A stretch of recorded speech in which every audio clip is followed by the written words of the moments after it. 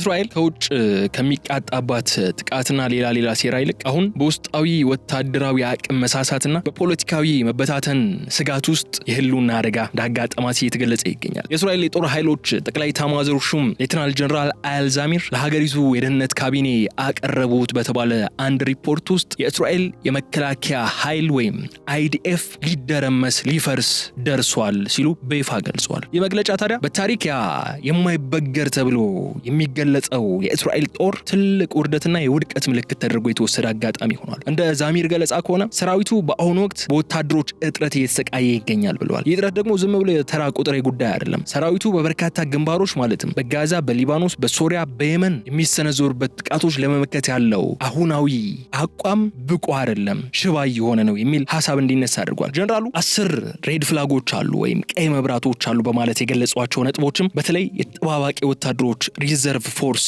አባላት ነገሮች ከአቅማቸው በላይ የሆኑ ከአቅማቸው በላይ በመሰማራታቸውና የስነ ልቦና ስብራት እያጋጠማቸው በመሆኑ ምክንያት የጦር ግንባሩ በማንኛውም ሰዓት ሊፈርስ እንደሚችል ገልጿል። ከዚህም ባሻገር በርካታ የእስራኤል በተለይም የሪዘርቭ ተጠባባቂ ኃይል አባላት በከፍተኛ የስነ ልቦና ጫና ምክንያት ራሳቸውን እስከ ማጥፋት ድረስ እየሄዱ ነው የሚል መረጃ ወጥቷል። የወታደራዊ ቀውስ ደግሞ በአጋጣሚ ያለመከሰቱ ነው መረጃዎች የሚያሳዩ። የቀጠናው ያለው ጥምረት ኢራን ፕሮክሲዎች ወይም እነዚህ አክሲስ ኦፍ ሬዚስታንስ በተለይ ኢራን የምትመራው መረብና ስብስብ እስራኤልን በረጅም ጊዜ ጦርነት ውስጥ እንድትዘፈቅ በማድረግ አቅሟን የማሟጠጥ ስትራቴጂ በተሳካ ሁኔታ እየተገበሩ መሆኑን የሚያሳዩ። እስራኤል አሁን በይፋ ጦርነት ውስጥ ከሆነች አመታት እኮ ተቆጠሩ። አንዴ ከሐማስ ጋር ስትዋጋ፣ ከዛ ከሄዝቦላ ጋር ስትል፣ ከዛ ከኢራን ጋር ስትል በተለያዩ ጦርነቶች በጦርነት አዙሪት ውስጥ እንድትቆይ ተደርጋለች እስራኤል። ይህ ደግሞ አቅሟን እንድታሟጥጥ ወታደሮቿ ፍራስትሬት እንዲያደርጉ እያደረጋቸውን የሚገኘው ብለዋል። በተለይ ወታደራዊው አመራር አፋጣኝ የግዳጅ ምልመላና የአገልግሎት ጊዜ ማራዘሚያ ህጎች እንዲወጡ ቢጠይቅም ይህ ጥያቄ በራሱ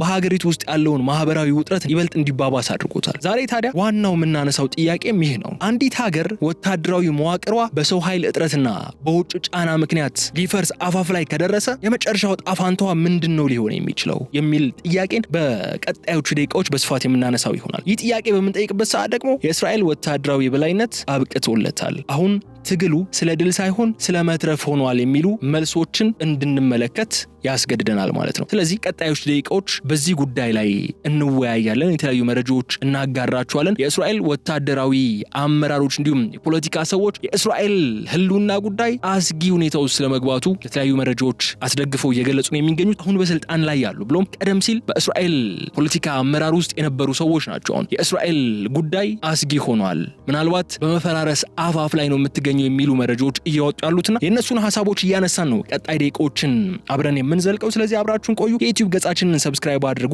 የገበያ ሚዲያን የዩቲዩብ ገጽ ማለት ነው። ሐሳብ አስተያየታችሁን ኮሜንት መስጫው ላይ አስቀምጡልን። ቪዲዮውን ደግሞ ላይክ አድርጋችሁ እንድትጀምሩት በክብር እንጠይቃለን። ስለዚህ ከተከታታይ አጭር መሸጋገሪያ በኋላ በዝርዝር ጉዳዮች እንመጣለን። በድጋሚ አብራችሁን ቆዩ።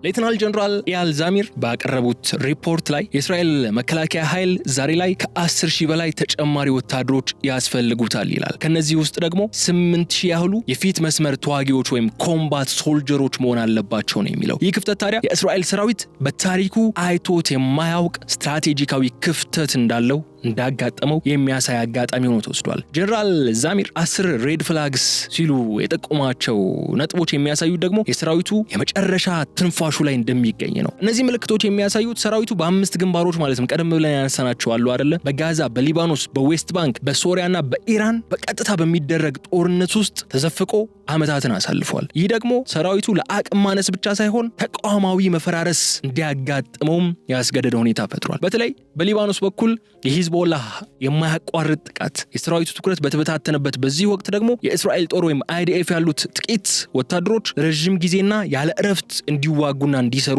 አስገድዳቸዋል። የዚህ ቀውስ ትልቁ ሰለባ ደግሞ እነዚህ ተጠባባቂ ወታደሮች ስለመሆናቸው የተነሳ ነው። እነዚህ ሪዘርቭስ ናቸው። ለዓመታት የእስራኤል ተጠባባቂ ወታደሮች እንደ ብሔራዊ አገልግሎት በአመት ለ1 ወር ብቻ ነው ያገለግሉ የነበሩት።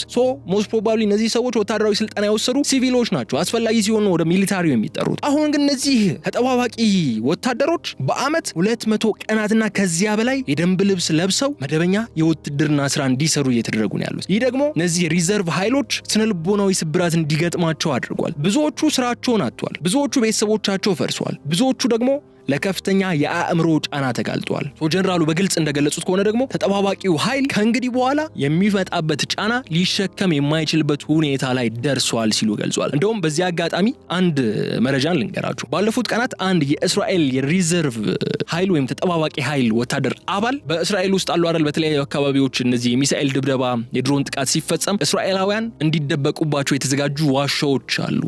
በአንድ አጋጣሚ ከኢራን የተተኮሱ ሚሳኤሎች የእስራኤልን የአየር ክልል ጥሰው ሲገቡ እነዚህ ሳይረኖች የአደጋ ጊዜ ድምጾች መሰማት ሲጀምሩ ሰዎች ወደ እነዚህ ዋሻዎች መደበቂያ ዋሻዎች በሚጓዙበት ወቅት በዛ ዋሻ ውስጥ የእስራኤል አይዲኤፍ የእስራኤል መከላከያ ሰራዊት አይዲኤፍ ልብስን የለበሰ አንድ ወጣት ራሱን አጥፍቶ ያገኙበት አጋጣሚ ተፈጥሯል። በዚህ ዓመት ብቻ ደግሞ ከ20 በላይ የሚሆኑ የእስራኤል የተጠባባቂ ኃይል አባላት በከፍተኛ ስነልቦናዊ ጫና ሳቢያ ራሳቸውን ለማጥፋት ስለመገደዳቸው መረጃዎች ሲወጡ ነው ያሉት። በእስራኤል ጦር ውስጥ ያለው ሁኔታውን እጅግ አሳሳቢ ሆኗል። በዚህ መሃል ደግሞ የመንግስት ፖሊሲ ሌላ መዘዝ ይዞ ይመጣል። በዌስት ባንክ አዳዲስ ሰፈሮች ወይም ሴትልመንቶች ለማስፋፋትና ለመጠበቅ የሚሰማራው ተጨማሪ ኃይል አስቀድሞ የደከመውን የጦር ሰራዊት ይበልጥ አቅሙ እንዲሟጠጥ ያደረገው ይገኛል። ይህ ማለት ደግሞ እስራኤል ያላትን ውስን የሰው ኃይል ከፖለቲካዊ ፍላጎቶች ምክንያት በማይረቡ ግንባሮች እንዲባክን እያደረገችው ፍራስትሬት እንዲያደርግ እያደረገችው ነው ማለት ነው። መንግስት ይህንን ክፍተት ለመሙላት የግዴታ አገልግሎት ወደ 66 ወራት ለማሳደግና አዳዲስ ህጎች ለማውጣትም እየሞከረ ነው ያለው። ግን በሀገሪቱ ውስጥ ያሉት የሃሬዲ ተብሎ የሚጠሩት እነዚህ አልትራ ኦርቶዶክሶች አሉ። እነዛ ማህበረሰብ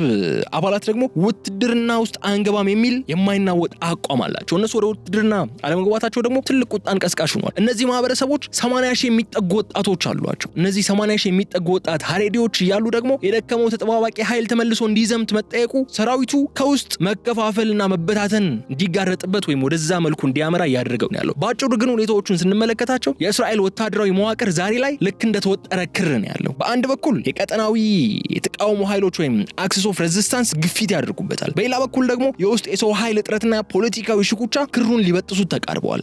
ጄኔራል ዛሚር እንዳሉት ሰራዊቱ የጊዜ ጉዳይ እንጂ በራሱ መፈራረሱ መደርመሱ አይቀርም ሲሉ የገለጹትም ይህ የተወጠረው ክር የሚበጠስበት ጊዜ መቃረቡን እያሳዩን ወይም እያሳሰቡን ያሉት ማለት ነው። በሌላ በኩል እጅግ አሳሳቢ የሆነው ነገር ደግሞ ይህ እጥረት ባለበት ሁኔታ ሰራዊቱ በጦር ግንባር ምን እያጋጠመው ነው የሚለው ጉዳይ ስንመለከት ነው እጅግ አሳሳቢ ጉዳይ የምናገኘው። ከፍተኛ ኪሳራ እያስተናገደ ነው የእስራኤል ጦር። አሁን ባለፉት 24 ሰዓታት ውስጥ ብቻ የሊባኖሱ ሂዝቦላህ ወደ እስራኤልና ወደ ደቡብ ሊባኖስ ላይ በሚንቀሳቀሱ የአይዲኤፍ ሰራዊት ክፍሎች ላይ ከ600 በላይ ሚሳኤሎች፣ ድሮኖችና የሞርታር ጥቃቶችን መፈጸሙ ተሰምቷል። ይህ ቁጥር ደግሞ ቀደም ሲል ከነበሩት ከፍተኛ ጥቃቶች ጋር ሲነጻጸር በእጥፍ የጨመረ ነው ሆኖ የምናገኘው። የሂዝቦላህ ወታደራዊ አቅም አሁን ድረስ ያልተነካና ውጤታማ መሆኑንም የሚያሳይ ነው። አይአርጂሲ ቶታል ኮንትሮል መውሰዱን እናውቃለን። ጦርነቱ ከመጀመሩ ከቀናት በፊት የሂዝቦላህን የሚሊታሪ ኮማንድ ሙሉ ቁጥጥር የኢራን አብዮታዊ ዘብ ስለመውሰዱ መረጃዎች አጋርተናችሁ ነበር። አሁን ሂዝቦላህ ኢራንን ወክሎ ሙሉ ጦርነት እያካሄደ ነው ያለው በእስራኤል ላይ። ከነዚህ ጥቃቶች ውስጥ ደግሞ ከግማሽ በላይ የሚሆኑት ከነዛ 600 ጥቃቶች በቀጥታ የሚያነጣጥሩት በደቡብ ሊባኖስ ውስጥ ይህ ባፈር ዞን ወይም የደህንነት ቀጠና የሚባለውን ቦታ ለመፍጠር በሚንቀሳቀሱ የእስራኤል ወታደሮች ላይ ነው። በተለይ በጎላኒ ብርጌድ ላይ እንዲሁም በሂዝቦላህ ተዋጊዎች መካከል በተደረጉ የፊት ለፊት ውጊያዎች ሰራዊቱ ሊሸከመው የማይችል መስዋዕትነት እንዲከፍል እያደረገው ስለመሆኑም ተገልጿል። በዚህ ፍልሚያ ወቅትም አንድ የ21 ዓመት ወጣት ሳጅን ሳይቀር ስለመገደሉ ነው ጄኔራል ዛሚር በመግለጫቸው ወቅት የገለጹት። ሰራዊቱ አሁን ይበልጥ ፍራስትሬት እያደረገ ነው ያለው። ሂዝቦላህ ደግሞ በዚህ ወቅት ግልጽ የሆነ ስልት እየተከተለ ነው ያለው። ሰራዊቱ ይበልጥ ወደ ሊባኖስ መሬት በገባ ቁጥር ለጥቃት ይበልጥ ተጋላጭ እንዲሆን ማድረግ እንደሚችል አምኗል አሁን ሂዝቦላህ። እስራኤል በሰሜን በኩል ሰላም ለማስፈን የጀመረችው አቅም ሊመጥባት የሚችል ጉድጓድ ነው የተሆነባት የሂዝቦላህ እንቅስቃሴ። 600 ጥቃቶች በአንድ ቀን ውስጥ ማለት የእስራኤል አየር መከላከያ ስርዓቶች እና አይሮንዶም ነታድ እና አሮ ከአቅማቸው በላይ እንዲሰሩና ወታደሮቹም ለአንድ ሰከንድ እንኳን እረፍት እንዳያገኙ ማድረግ ማለት ነው። 600 ጥቃት በ24 ሰዓት ማለት። ይህ ጥቃት ከኢራን ሰፊ ስትራቴጂ ጋር የተያያዘ መሆኑ ደግሞ መረዳት ግድ ይለናል። እስራኤል በሊባኖስ ግንባር 600 ሚሳኤሎችን እየተከላከለች ባለችበት ቅጽበት በውስጥ ደግሞ የወታደር እጥረት እንዳለባት መርሳት የለብንም። ይህ ማለት ወታደራዊ አመራሩ ያላቸውን ውስን ኃይል የተኛው ግንባር ላይ እንደሚያሰማሩ ግራ የተጋቡበት ወቅት ላይ ነው የሚገኙት ማለት ነው። ሂዝቦላ ይህንን ድካም በመጠቀም የእስራኤልን ሰራዊት በስነ ልቦናና በአካል በማድከም ወደ መጨረሻው መፈራረስ እንዲያመራ ለማድረግ እየጣረ ይገኛል። ይህ ዛሬ ላይ በሰሜኑ ግንባር እያየነው ያለነው ተራ የድንበር ግጭት አይደለም። ይልቁንም በጀነራል ዛሚር የተነገረውን የአይዲኤፍ የመደርመስ ስጋት በተግባር ወደ እውነትነት እየተቀየረ መሆኑን የሚያሳይ የቀጥታ ስርጭት ትዕይንት ሆኗል።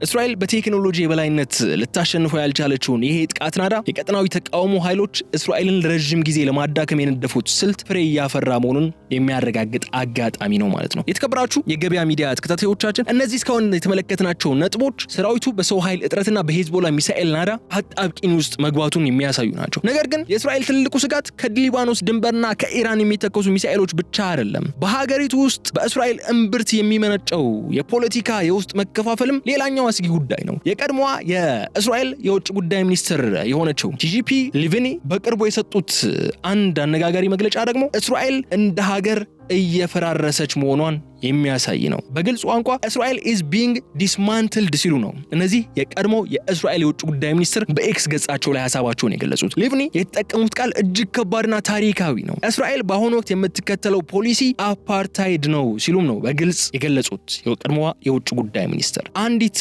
የቀድሞ ከፍተኛ ዲፕሎማትና የውጭ ጉዳይ ሚኒስትር እንዲህ አይነት ቃል ተጠቅመው ሀገራቸውን መውቀሳቸው ደግሞ መክሰሳቸው ደግሞ በሀገሪቱ ከፍተኛ አመራሮች ዘንድ ያለውን የተስፋ መቁረጥ ደረጃ የሚያሳይ ነው። ለሊቭኒ አገላለጽ ከሆነ የቤንያሚን ኔታንያሁ መንግስት ስልጣኑን ለማቆየት ሲል የሚከተለው የአክራሪነት መንገድ እስራኤልን በዓለም አቀፍ ደረጃ ለብቻዋ ያስቀራትና የውስጥ አንድነቷንም እያጠፋው መከፋፈል እንዲነግስ እያደረገ ይገኛል ነው የሚሉት። ይህ ፖለቲካዊ መፈራረስ ደግሞ ከጀነራል ዛሚር ወታደራዊ ማስጠንቀቂያ ጋር ቀጥተኛ ግንኙነት ያለው ነው። ሰራዊቱ 10,000 የሚቆጠሩ ወታደሮች እጥረት አጋጥሞት ባለበት በዚህ ወቅት መንግስት ግን ትኩረቱን ያደረገው በዌስት ባንክ ባለ አፓርታይድ መሰል ስርዓትን የማስፈንና ሰፈራዎችን የማስፋፋት ላይ ነው ብላለች። ይህ ማለት ደግሞ ወታደራዊ ኃይሉ ሀገሪቱን ከመከላከል ይልቅ ጥቂት አክራሪ ፖለቲከኞች ፍላጎታቸውን ለማርካት ሲባል ባልተገቡ ግጭቶች ውስጥ እንዲባክኑ እየተደረገ ነው ያለው ማለት ነው። ሊቭኒ እንደሚሉት እስራኤልን ከውስጥ እየበተናት ያለው ጠላት ሳይሆን የራሷ የፖለቲካ አመራርና የዲሞክራሲያዊና ሞራላዊ እሴቶች መሸርሸር ነው ብለዋል። ይህ የሞራል ውድቀት ደግሞ በሰራዊቱ ውስጥ ያሉ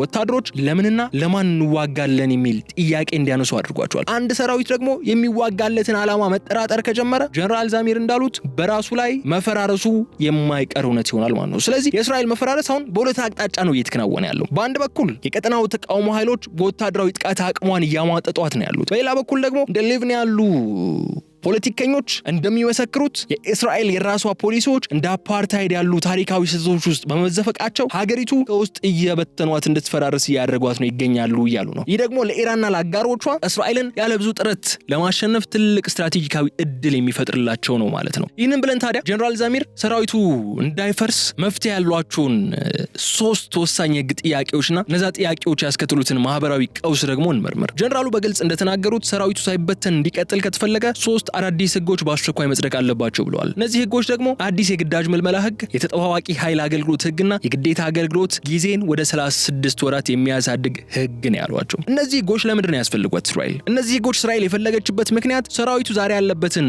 የእግረኛ ጦር ቁጥር ክፍተት በአጭር ጊዜ ውስጥ ካልሞላ በተለያዩ ግንባሮች የሚሰነዘሩበትን ጥቃቶች የመመከት አቅም አይኖረውም። እነዚህ ህጎች በእስራኤል ማህበረሰብ ውስጥ ምን አይነት ተቀባይነት ይኖራቸዋል የሚለው ስንመለከት በከፍተኛ ሁኔታ ተቃውሞን እየቀሰቀሱ ነው ያሉት። በተለይ እነዚህ አልትራ ኦርቶዶክሶች ወይም የሃሬዲ ማህበረሰብ ወጣቶች ወደ ውትድርና እንዲገቡ የሚጠይቀው ህግ የኔታንያሁ መንግስት የቆመበት መሰረት እያናጋ ነው ያለው። ለአመታት በሃይማኖታዊ ጥናት ምክንያት ከውትድርና ነፃ የነበሩ ወደ 80,000 የሚጠጉ የሃሬዲ ወጣቶች አሁን ላይ ሰራዊቱ ለህልውናው ሲል እንዲመዘገቡ ይፈልጋቸዋል። ይሁን እንጂ ይህ የሃይማኖት መሪዎቻቸው ወደ ሰራዊት ከመግባት ሞት ይሻላል የሚል አቋም መያዛቸው ደግሞ በሀገሪቱ ዓለማዊና ሃይማኖታዊ ክፍሎች መካከል የማይታረቅ ግጭት እንዲፈጠር አድርጓል። ይህ ክፍተት ደግሞ ለቀጠናው ተቃውሞ ኃይሎች ወይም አክሲስ ኦፍ ሬዚስታንስ ትልቅ ስትራቴጂካዊ ሲሳይ ሆኖላቸዋል። እስራኤል የራሷን ዜጎች በአንድ ዓላማ ስር ማሰባሰብ ካልቻለች እንዴት ነው የኢራንና የሂዝቦላህን የተቀናጀ ጥቃት ለመመከት የምትችለው የሚል ጥያቄም በስፋት እንዲነሳ አድርጓል። ከዚህ በተጨማሪ ደግሞ አገልግሎታቸው የጨረሱ እስራኤላውያን የቀድሞ ወታደሮችም ተመልሰው ለረጅም ጊዜ እንዲያገለግሉ የሚያስገድድ አዲስ ህግ በወታደሮቹ ዘንድ እኛ ብቻ ለምን እንሞታለን የሚል የፍትሃዊነት ጥያቄ አስነስቷል። ጀነራል ዛሚር የጠቀሷቸው እነዛ ቀይ መብራቶች አንዱም ይሄ ነው። የሰራዊት መዳከም የሚጀምረው በሰራዊት ውስጥ በሚፈጠር ቅሬታ ነው። የአንድ ሀገር ሰራዊት አባላት በመንግስታቸውና በህጋቸው ላይ እምነት ማጣት ከጀመሩ የጦር መሳሪያቸው መብዛቱ ወይም ዘመናዊ መሆኑ ወይም ቁጥራቸው መብዛቱ ብዙም ትርጉም አይኖርም። ዛሬ በእስራኤል ፓርላማ ወይም ከነሴት ውስጥ እየተካሄደ ያለው የህግ ትግል ከወረቀት በላይ የሆነና የህልውና ጉዳይን የሚመለከት ነው። ሰራዊት የሚፈልገው ሰው ኃይል ካላገኘ መፈራረሱ አይቀርም። ህጉ ለማስፈጸም ቢሞክር ደግሞ በሀገሪቱ ውስጥ የእርስ በርስ ግጭትና ለመተማመን ሊፈጠር ይችላል። ይህ አጣብቂኝ የሚያሳየው ደግሞ እስራኤል በቀጠናው ላይ ካሉ ጠንካራ ተቀናቃኞቿ ጋር ለመፎካከር የሚያስችል ውስጣዊ ጥንካሬ እንድታጣ መደረጓ ነው። ይህ እንዲሆን ደግሞ የቻለው ላለፉት 2 እና 3 ዓመታት ኢራን በቀጥታና በተዘዋዋሪ እስራኤልን ለማዳከም የሰራቻቸው ስራዎች ናቸው። እስራኤል ላለፉት 2 እና 3 ዓመታት በቀጥታም ይሁን በተዘዋዋሪ ራሷን በጦርነት ውስጥ እንድትቆይ ተገዳለች። በጋዛ ሰርጥ ከሐማስ ጋር፣ ከሊባኖስ ጋር፣ በዌስት ባንክ ላይ የተለያዩ የማስፋፋት ስራዎችን ስትሞክር ብሎም ከአንዴም 2 ጊዜ ከኢራን ጋር ቀጥታ ጦርነት በመቅጠም እስራኤል ራሷን እያዳከመች ቆይታለች። አሁን ደግሞ ነገሮች ይባስ ብለው የውስጥ ክፍፍልም ተጨምሮበት እስራኤል የህልውና ስጋት እንዲደቀንባት አድርጓል። ትልቁ ስዕል ላይ ስናተኩር ደግሞ የእስራኤል ሰራዊት 10 እና 12 ሺህ ወታደሮች አጥቶ ችግር ውስጥ በገባበት በዚህ ሰዓት ሂዝቦላ በቀን 600 ሚሳኤሎች በሚያዘንብበት በዚህ ወቅት በመካከለኛው ምስራቅ ያለው የኃይል ሚዛን በማያሻማ ሁኔታ እየተቀየረ መሆኑ ነው። ይህ ለውጥ ደግሞ የኢራንና የአጋሮቿ አክሲስ ኦፍ ሬዚስታንስ ጥምረት ለዓመታት ሲነድፉት የቆዩት ስትራቴጂካዊ ስልት ስኬት እያመጣ መሆኑን የሚያሳይ ነው። ኢራን የምትከተለው ስትራቴጂ ኦፍ 1000 ካትስ አንድ ቦታ ሳይሆን ብዙ ቦታ ላይ ማጥቃት፣ ብዙ ቦታ ላይ ማድማት የሚለው ስትራቴጂ አሁን ፍሬ እያፈራ መሆኑን በግልጽ እየተመለከትን እንገኛለን። እስራኤል በበርካታ ግንባሮች ማለትም ከሊባኖስ እስከ ጋዛ፣ ከየመን እስከ ሶሪያ እነዚህ ግንባሮች ላይ ታዳክም ወታደራዊ አቅሟና የኢኮኖሚያዊ ጥንካሬዋን ስትፈትን ቆይታለች። ጀነራል ዛሚር እንደሚገልጹት የሰራዊቱ የመፈራረስ ስጋት የዚህ የተቀናጀ ጫና ውጤት እንጂ በአጋጣሚ የመጣ አይደለም። እስራኤል አንድን ግንባር ለመዝጋት ስትሞክር ሌላው ይከፈትባታል። ይህ የሰው ኃይሏና ትኩረቷን እንዲበታተን ያደርገዋል። በዚህ ረገድ ደግሞ የኢራን ስትራቴጂካዊ ብልጫ የሚታየው በቀጥታ ጦርነት ውስጥ ከመግባት ይልቅ እስራኤልን በራሷ የውስጥ ግጭቶችና በማያባራ የድንበር ውጊያ እንድትዳከም በማድረጓ ነው። ቲጂፒ ሊቬኒ እንዳሉት እስራኤል በዓለም አቀፍ ደረጃ አፓርታይድ ስርዓትን የምትከተል ተብላ ስትገለልና የውስጥ አንድነቷ ሲላላ፣ የኢራን ቀጠናዊ ተጽዕኖ ግን ይበልጥ እየጠነከረ ነው። አቅሟን እያሳየች ነው ያለችው ኢራን። ዛሬ ላይ የኃይል ሚዛኑ የሚለካው በዘመናዊ የጦር አይሮፕላኖች ብዛት ሳይሆን ረዥም ጦርነትን የመቋቋም አቅም ወይም ኢንዱራንስ ባለው ወገን ነው።